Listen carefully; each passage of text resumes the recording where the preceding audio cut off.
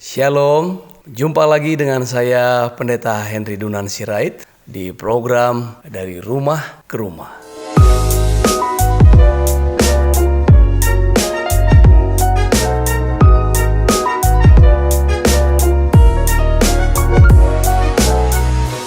Hari ini kita masih berada pada topik utama membesarkan jiwa. Dengan stay at home, kita belajar banyak bagaimana kita bisa memuji orang lain. Saya berikan tajuk memuji orang lain itu kokoh. Kalau kita memuji orang lain, gampang memuji orang lain, suka memuji orang lain, suka melihat hal positif dalam diri orang lain, itu mengokohkan jiwa kita sendiri. Orang-orang yang terlalu memikirkan dirinya sendiri menjadi sangat kerdil, menjadi sangat kecil bahkan di mata Tuhan. Itu sebabnya kita perlu belajar bagaimana kita bisa memuji orang lain. Masalah memuji Tuhan itu topik yang khusus, topik tersendiri. Masalah memuji diri sendiri itu topik yang justru kita harus tinggalkan. Belajar meninggalkan bagaimana memuji diri sendiri itu tidak perlu kita pelajari. Kita perlu belajar justru bagaimana untuk tidak memuji diri kita, melupakan diri kita, menyangkal diri kita, dan belajar melihat kesanggupan-kesanggupan yang ada pada diri orang lain. Nah, saudara, ini bukan perkara mudah, bukan perkara yang gampang, tapi ini perkara yang sulit. Tetapi perkara sulit tidak berarti tidak bisa kita kerjakan. Sulit bisa dikerjakan, tetapi tentu membutuhkan kerja keras dan upaya tekun yang terus-menerus. Kalau kita menyelidiki, kita menelisik kepada jiwa kita, kepada kebiasaan-kebiasaan manusiawi, bahwa kenapa ada orang sulit memuji diri orang lain. Yang pertama saya amati adalah karena terlalu menganggap diri besar, terlalu menganggap diri utama. Di dalam firman Tuhan, baik di dalam Filipi pasal 2, juga di Roma pasal yang ke-12, ayatnya yang ketiga, diminta kita supaya merendahkan diri, menganggap orang lain lebih utama dari kita, dan jangan terlalu memikirkan perkara-perkara yang besar yang patut kita pikirkan dari yang semestinya.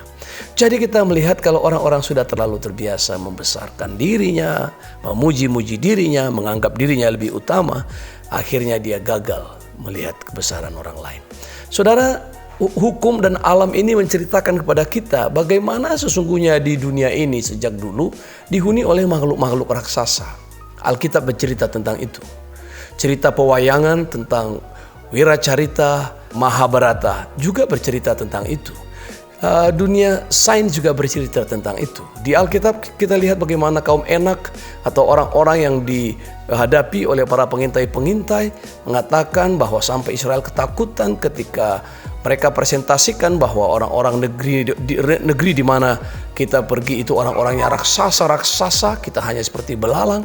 Tapi semua itu punah, saudara. Di zaman hakim-hakim tinggal ada Goliat yang dibunuh sekali tembak saja dengan batu pakai ali-ali oleh Daud. Tapi karena dia besar, gampang dibidik. Yang besar itu gampang ditembak, yang besar itu gampang dijatuhkan. Tapi kalau dia kecil justru dia tersembunyi dan sukar dijatuhkan.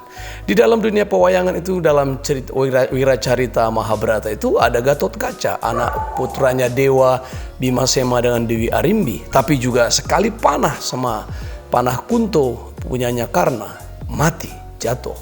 Dan di dunia ilmu pengetahuan kita tahu ada makhluk-makhluk raksasa, yaitu dinosaurus, juga punah. Semua yang besar-besar yang raksasa sudah punah.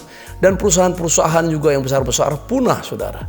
Orang justru memperkecil perangkat-perangkat handphone. Ya, dulu kita tahu bahwa handphone semakin besar, orang semakin bangga. Komputer dulu besarnya bukan main. Sekarang hanya ada dalam genggaman. Bahkan kita sedang berada pada percakapan bagaimana chip yang kecil sekali bisa mencakup semuanya dan merepresentasikan semuanya.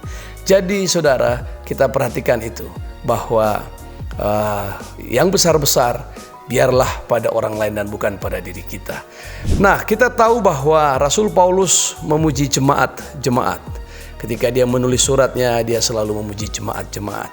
Yesus Kristus juga melakukannya.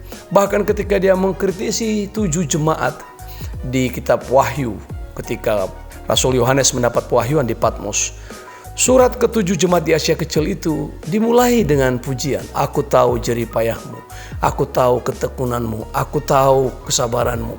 Dipujinya dulu, setelah dipujinya baru dikritiknya. Jadi Tuhan Yesus selalu bisa memuji orang. Nah, hari-hari ini mari kita dalam stay at home bisa melihat hal-hal yang baik. Suami bisa memuji istri, istri bisa memuji suami, orang tua bisa memuji anak-anak, makanan yang enak, banyak hal-hal kecil, ya tidak usah terlalu besar.